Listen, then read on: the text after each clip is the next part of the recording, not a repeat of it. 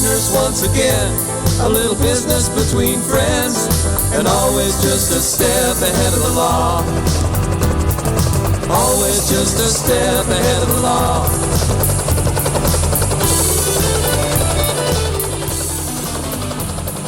That particular indoor was interesting. Both my partner on that and I have, we both got carpentry skills. We're not licensed carpenters, but we got carpentry skills. We can build something if we need to build something. He built the house he's living in. I built my upstairs. Electrical, everything. That being said, we built this entire 30 lighter without a skill saw. We did everything with chainsaws. It was we called it, cut to fit, bend to match, right? It was kind of a lean-to style thing. We built it to fit into the hillside. It was like a kind of a cat road that we troughed out across the hillside, terraced out, built this thing in, slanted the roof, and then covered everything up.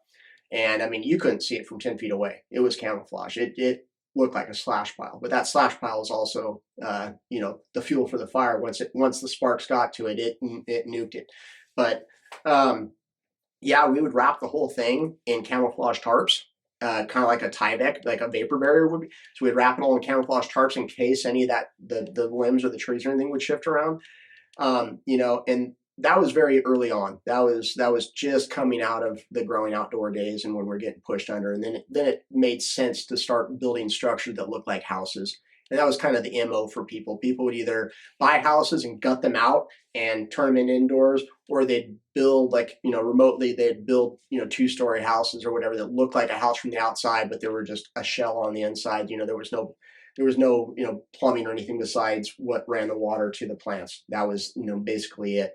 But, people would put above ground swimming pools, play sets, swing sets, everything out front. They'd park a used car with no license plates on it. I mean, when you flew over, it looked like a family lived there, and the biggest thing you really had to hide was the generator shed. That was kind of always a telltale sign. So, keep those things hid back. But there was a lot of houses in this county that have probably been remodeled since that started out as indoors. There's a lot of rentals even, here in town that didn't have tenants,